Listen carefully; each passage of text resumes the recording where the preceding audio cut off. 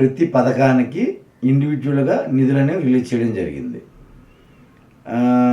అయితే ఆ నిధులు కూడా ఏం చేశారంటే ఇంకొక అందులో మైనస్ ఏంటంటే ఒక్కొక్క బడ్జెట్కి ఇప్పుడు సపోజు అమ్మఒడి ఉంది. అమ్మఒడి అంటే ఇప్పుడు తల్లికి వందనం అనే పథకం ఉంది. దానికి ఎంత డబ్బులు అయితే ఖర్చు అవుతున్నాయో దాంట్లో కొంత కట్ చేసి బడ్జెట్లో పెట్టడం జరిగింది. అంటే ఇప్పుడు ఈరోజు పబ్లిక్లో మాట్లాడుకుంటున్నది అదే. అలాగే మనకు ఏదైతే ఫ్రీ బస్సు ఉంది, ఆ ఫ్రీ బస్సుది మన బడ్జెట్లో చెప్పలేదు. ఇలాంటి కొన్ని మైనస్లు ఉన్నాయి. అలాగే పాజిటివ్కి వచ్చేటప్పటికి ఏమవుతుందంటే ప్రతిదీ కూడా కూలంకుషంగా బడ్జెట్ని అయితే మాత్రం ఈ ప్రవేశపెట్టడం అయితే జరిగింది. అయితే ఈ బడ్జెట్ వల్ల కొంతవరకు మేలు జరుగుతుంది తప్ప గ్రౌండ్లో ఉన్న చాలా ప్రాబ్లమ్స్ ఇంకా మనకు క్లియర్గా అవ్వాల్సిన పరిస్థితి ఉంది. ఇప్పుడు సపోజు ఉదాహరణ వైజాగ్ ఈస్ట్ నియోజకవర్గం ఆరిలావ్ ఉంది. ఆరిలావ్లో మీకు చూస్తే వాటర్ ప్రాబ్లం ఉంది. ఆ వాటర్ ప్రాబ్లము నేను ఎన్నోసార్లు హెచ్చరించడం జరిగింది. ఏంటంటే వాటర్ ప్రాబ్లం దేనివల్ల వచ్చింది? ఆ వాటర్ ప్రాబ్లం అంటే హాస్పిటల్స్ అంటే హెల్త్ సిటీ అక్కడికి వచ్చింది. హెల్త్ సిటీ వచ్చిన తర్వాత హాస్పిటల్స్ పెరిగిపోయాయి. ఒక్కొక్క హాస్పిటల్ నుంచి మీకు చూస్తే సుమారు 100 నుంచి 150 బోర్లు వాళ్ళు గ్రౌండ్ బోర్లు కొట్టేశారు. దీనివల్ల ఏమైందంటే గ్రౌండ్ వాటర్ తగ్గిపోయింది. ఈ గ్రౌండ్ వాటర్ తగ్గిపోవడం వల్ల మీకు ఒకప్పుడు 100 అడుగులు 150 అడుగులు ఏదైతే మీకు వాటర్ పడేదో ఆ చోట ఇప్పుడు ఏమవుతుందంటే 350 అడుగులు వెళ్ళినా 1 ఇంచ్ వాటర్ కూడా అక్కడ రావట్లేదు.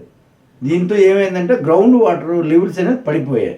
కాబట్టి దీన్ని ప్రత్యామ్నాయంగా గవర్నమెంట్ ఆలోచించి ఇప్పుడు ఎవరైతే జియాలజిస్టులు ఉంటారో ఎవరైతే వాళ్ళని తీసుకొచ్చి ఒక్కసారి ముందు అక్కడ వెరిఫై చేయించి ఇప్పుడు సపోజ్ ముస్తాఫా కాలనీ అని ఒకటి ఉంది. అలాగే మన బాలాజీ నగర్ ఏరియాలో ఈరోజు అసలు వాటర్ పూర్తిగా ప్రాబ్లం అనేది ఉంది. అంటే ఒక 3 నుంచి 4 వార్డులు ఆరిలావ్ ఏరియాలో వాటర్ అనేది అసలు ఎంత కష్టమైన పరిస్థితి అంత కష్టమైన పరిస్థితి. వాడికి కూడా వాటర్ లేని పరిస్థితి ఏర్పడింది. ఇప్పుడు మాలాంటి వ్యక్తులు ఏం చేసామంటే కొన్ని స్వచ్ఛంద సంస్థల ద్వారా ఇప్పుడు మా సంస్థ ఉంది. మా సంస్థ ద్వారా ఏం చేస్తున్నాం, ఎవరికైనా వాటర్ కావాలంటే వాటర్ ట్యాంక్తో వాటర్ సప్లై చేస్తున్నాం. అది ఎన్ని రోజులు సప్లై చేస్తాం, ఎంతమందికైనా సప్లై చేస్తాం. కాబట్టి దీని గురించి గవర్నమెంట్ ఒక పర్మనెంట్ ఒక ఇష్యూని వాళ్ళు తీసుకొని దీనిపై చర్చించి ఆ వాటర్ ప్రాబ్లం సాల్వ్ చేయాలనేది ఈస్ట్ నియోజకవర్గంలో ఉన్న ఒక వ్యక్తిగా, ఒక రాజకీయ నాయకుడిగా, మన కూటమి ప్రభుత్వంలో ఉన్న వ్యక్తిగా నేను ప్రభుత్వాన్ని విన్నవించుకుంటున్నా. ఇది కాకుండా ఇక ఆరిలో కావాల్సింది డిగ్రీ కాలేజ్. ఆ డిగ్రీ కాలేజ్ గురించి అసలు మాట్లాడలేదు. అది ఒకసారి డిగ్రీ కాలేజ్ కూడా ఇవ్వాల్సిన పరిస్థితి ఆరిలో ఏరియాకు ఉంది. ఇది కాకుండా ప్లే గ్రౌండ్స్, క్రికెట్ గ్రౌండ్ కానీ వాలీబాల్ గ్రౌండ్ కానీ ఏ గ్రౌండ్స్ కూడా ఆరిలోలో లేవు. సైట్ అయితే ఉంది, ల్యాండ్ అయితే ఉంది. దాన్ని ఎప్పటికప్పుడు నేను ఏం చేస్తానంటే సంవత్సరానికి 4-5 టోర్నమెంట్స్ నేను పెట్టి ఆ ల్యాండ్స్ని లెవెల్ చేయించి అప్పటికప్పుడు టోర్నమెంట్స్ క్రియేట్ చేయడం అనేది జరుగుతుంది. ఆల్రెడీ లాస్ట్ గవర్నమెంట్ ఉండేటప్పుడు దానికి 50 లక్షల రూపాయలు నిధులు శాంక్షన్ అయ్యాయి అని ఎంపీ గారు, అప్పుడున్న ఎంపీ గారు ఏం చేశారంటే శంకుస్థాపన కూడా చేశారు.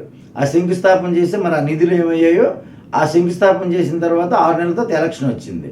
ఆ తర్వాత ఇప్పుడు వచ్చిన గవర్నమెంట్ మరి ఆ నిధులు ఉన్నాయి కాబట్టి ఆ నిధులైనా ఖర్చు చేసి ఆ యొక్క గ్రౌండ్ని, క్రికెట్ గ్రౌండ్ని డెవలప్ చేయాలి. అలాగే ఇండోర్ గ్రౌండ్ కూడా ఆరిలో కావాలి. ఇది కాకుండా వాలీబాల్ గ్రౌండ్ కూడా కావాలి. ఎందుకంటే ల్యాండ్ అయితే ఉంది, ల్యాండ్స్ సెపరేట్గా ఉన్నాయి. అవి మళ్ళీ ఇది కాకుండా ఈ మధ్యకాలంలో మనకు వస్తున్న ఇదేంటంటే చాలా కబ్జాలు జరుగుతున్నాయని చెప్పని ఈరోజు తూర్పు నియోజకవర్గంలో కలకలం రేగుతుంది. దాని మీద ఇంక నేను దృష్టి పెట్టలేదు. ఎక్కడ జరుగుతుందో నిజమా అబద్ధం అనేది కూడా నాకు తెలియదు. కాకపోతే బయట ఈ టాక్స్ అనేది జరుగుతుంది. ఒకరు అదే కానీ జరిగితే కనుక మరి అధినేత చంద్రబాబు నాయుడు గారు దీని మీద కాన్సన్ట్రేషన్ పెట్టి, ఎందుకంటే పాత ప్రభుత్వంలో ఏదైతే మనం తప్పులు జరిగాయి అనుకుంటాం మన ప్రభుత్వంలో కూడా తప్పులు జరగకుండా ఉండాలని నేను మనసావాచ కోరుకుంటున్నాను.